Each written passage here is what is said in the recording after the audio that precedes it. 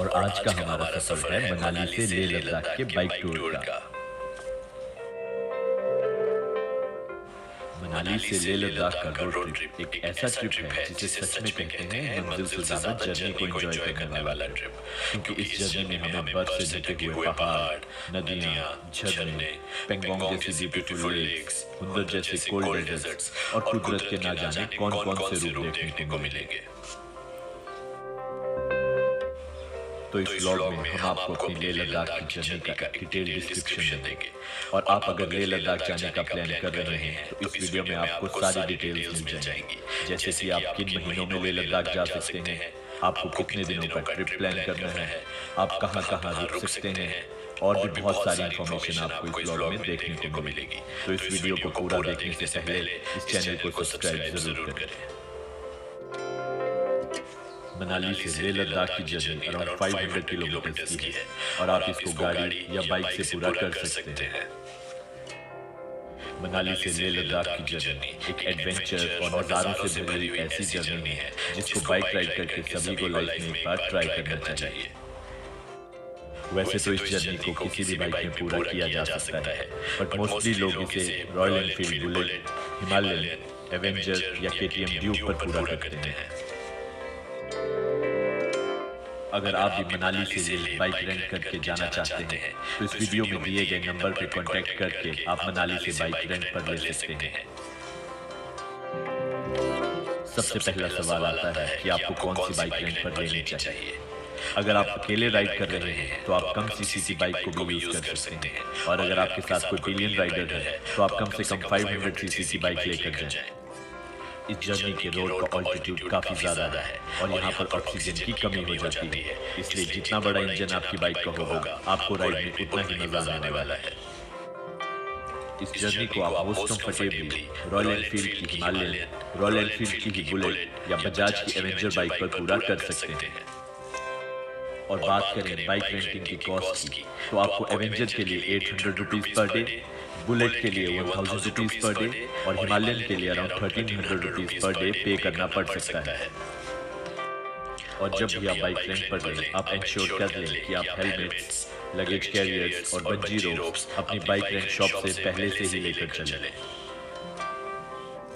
अब बात आती है कि आप लेह लद्दाख की सीजन में विजिट कर सकते हैं, तो आप लेह लद्दाख को जून से लेकर अक्टूबर 15 के बीच में कभी भी विजिट कर सकते हैं। अक्टूबर 15 के बाद यहाँ पर बर्फ पड़ने के चांसेस बहुत ज्यादा बढ़ जाते हैं और ऑफिशियली ये रोड क्लोज हो जाते हैं। लेह लद्दाख पहुंचने के लिए आपके पास दो ऑप्शन हैं, या तो आप श्रीनगर से लेह लद्दाख जा सकते हैं, या तो आप मनाली से अपनी जर्नी स्टार्ट करके लेह लद्दाख का सफर पूरा कर सकते हैं। और एक चीज जिसका आपको ध्यान रखना है वो है इन मस्ट कैरी चीजों की चेकलिस्ट बनाकर उन्हें अपने साथ ही लेकर आना, या फिर आप इन चीजों को मनाली से भी खरीद सकते हैं।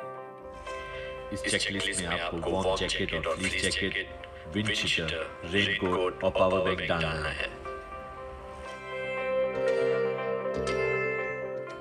इस जर्नी में क्योंकि आपको बहुत सारे छोटे बड़े नालों को क्रॉस भी करना है, इसलिए आपके पास एक पेयर ऑफ वाटरप्रूफ शूज भी होने चाहिए। और क्योंकि पहाड़ों में मौसम बदलने के लिए देर नहीं लगती, इसलिए अपने कपड़े डालने के लिए आपके पास एक वाटरप्रूफ बैग भी होना चाहिए।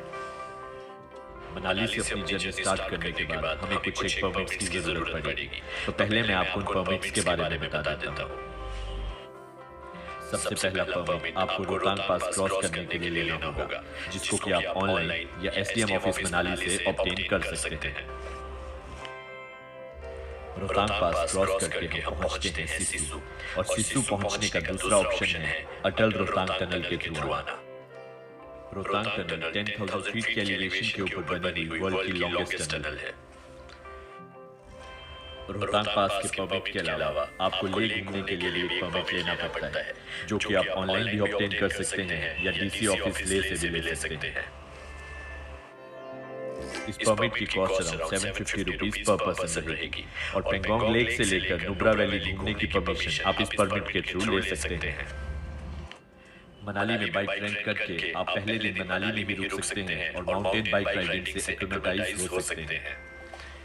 अब डिस्कस करते हैं कि आपको अपना डे वाइज ट्रिप कैसे प्लान करना चाहिए और हर दिन आपको कितने किलोमीटर ड्राइव करना चाहिए। मनाली से अपनी जर्नी स्टार्ट करने के बाद आप फर्स्ट डे जिस्पा तक जा सकते हैं और जिस्पा में एक नाइट स्पेंड करके अपनी जर्नी आगे कंटिन्यू कर सकते हैं। जिस्पा में आपको कैंपिंग, कॉटेज और होटल स्टे के ऑप्शंस मिल जाएंगे। और फर्स्ट डे जब आप मनाली से जिस्पा राइड कर रहे होंगे तो तांदी नाम की जगह पे आपको एक पेट्रोल पंप मिलेगा। इस पेट्रोल पंप पर आप अपनी बाइक्स के टैंक फुल करवा सकते हैं क्योंकि मनाली से ले के रूट पर ये आपको लास्ट पेट्रोल पंप मिलेगा। और सजेस्टेबल ये है कि आप 10 लीटर्स के जेरी कैन में स्पेयर पेट्रोल कैरी करके चलें। अगर आप इस जर्नी पर जाते हैं तो आप अपनी बाइक का पंचर किट भी साथ में डाल सकते हैं। और अगर आपको कोई भी दिक्कत आती है तो हिमाचल और लद्दाख के लोग इतने अच्छे हैं कि वो आपकी हेल्प करने से पहले 2 बार बिल्कुल नहीं सोचते।